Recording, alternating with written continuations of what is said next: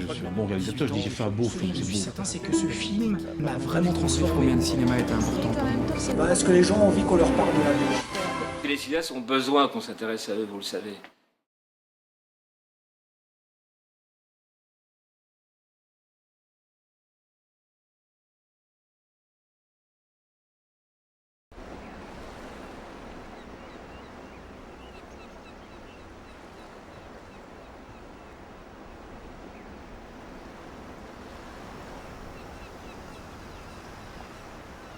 René Vauthier est un cinéaste français né en 1928.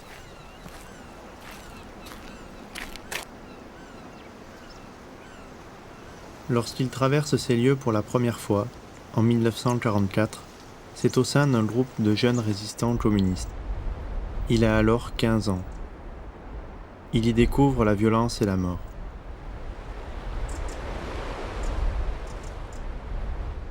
Révolté par cette expérience, il décide alors de vouer sa vie à combattre la guerre, avec pour seule arme sa caméra. Alors René Vauthier, je l'ai rencontré d'abord pendant ma scolarité en fait, parce que j'ai consacré pas mal de temps à travailler sur la question du cinéma militant, du cinéma engagé. Et forcément la figure de Vauthier, elle est incontournable quand on parle de cinéma engagé. En fait, il tournait dans l'immédiateté, il tournait avec le souci de témoigner, de dénoncer, par exemple auprès de l'ONU. Souvent, il a tourné des images qui ont été envoyées directement à l'ONU pour servir la cause algérienne et pour servir le FLN. Des images qui montraient des massacres, des bombardements, etc. Mais il ne se souciait pas à ce moment-là de qu'est-ce que ces images allaient devenir et de surtout qu'il était en train de fabriquer une mémoire certes fragile, mais en fait il fabriquait une mémoire de quelque chose d'invisible qui était la guerre d'Algérie vue du côté algérien. C'est des années plus tard que René Vauthier s'est rendu compte que peut-être que ces images-là pouvaient servir. Et il s'est remis à les chercher. Et malheureusement ça a été très compliqué, il y en a beaucoup qui ont disparu. La plupart des images qu'il a tournées dans les maquis, c'est des images qui aujourd'hui n'existent plus, on ne sait pas où elles sont. Et donc, une partie de mon travail, ça a été, oui, d'essayer d'en retrouver. Ce que le temps et les bombes ont fait sur ces pierres dressées hâtivement par l'armée allemande, la vie l'a fait sur ces films. À 19 ans, les premières manifestations ouvrières, les premiers films saisis. À 20 ans, la découverte du colonialisme en Afrique noire, un film mutilé et 1 an de prison. À 21 ans, l'assassinat par la troupe d'un ouvrier lors des grèves de Brest, un film en lambeaux. Et à 30 ans, ce sera l'Algérie.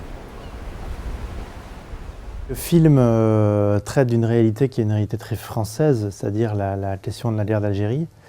Donc oui, je suis français et c'est vrai que c'est pas anodin la raison pour laquelle j'ai choisi la période de la carrière de Vauthier qui est consacrée à la guerre d'Algérie et plus spécifiquement la période de la guerre, pendant la guerre.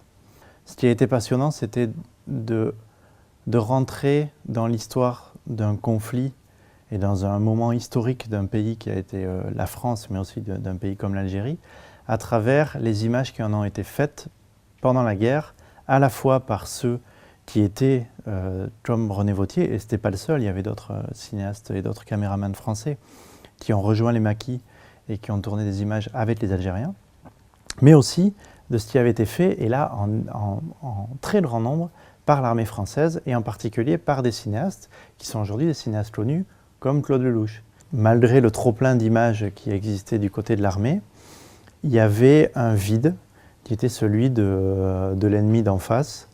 Il y avait un vide des Algériens, et il y avait une propagande évidemment bien assumée de la part de l'armée. Et le film est un parcours à la fois un parcours géographique qui va de Paris à la Bretagne et puis pour finir en Algérie, mais surtout un parcours à la recherche d'une mémoire. L'idée était quand même d'essayer que cette mémoire soit à nouveau vivante. C'est-à-dire de dire que cette mémoire, et ça c'était vraiment quelque chose que Vauthier a beaucoup poussé et a beaucoup essayé de mettre en place dans son cinéma, dans ses films, je parle vraiment sur la question algérienne, c'est qu'une mémoire ça s'écrit à deux. Et je pense que, il y a un combat à mener et que lui a mené toute sa vie pour que ces images existent. Et pas seulement qu'elles soient dans les caves d'une cinémathèque, mais pour qu'elles soient montrées.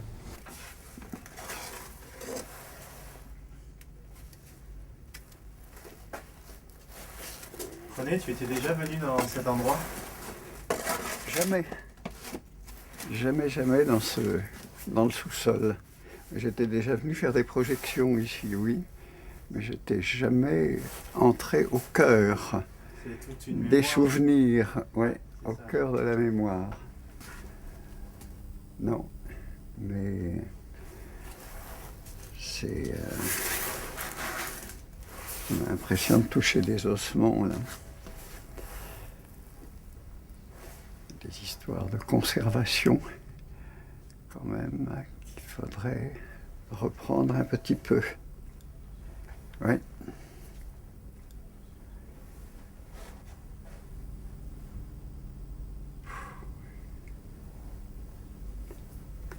C'est toute une mémoire qui disparaît, là. Oui.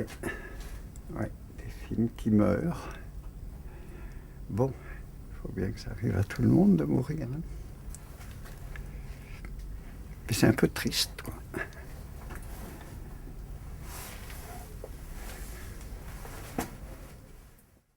En tout cas, de ce que j'ai vu et ce que je voulais aussi montrer, c'était ma façon de rendre hommage au cinéma de René Vauthier, c'était que même s'il travaillait dans un souci vraiment d'immédiateté, il y avait un travail artistique derrière, il y avait un geste cinématographique, un geste politique, mais qui est un geste pour moi profondément artistique.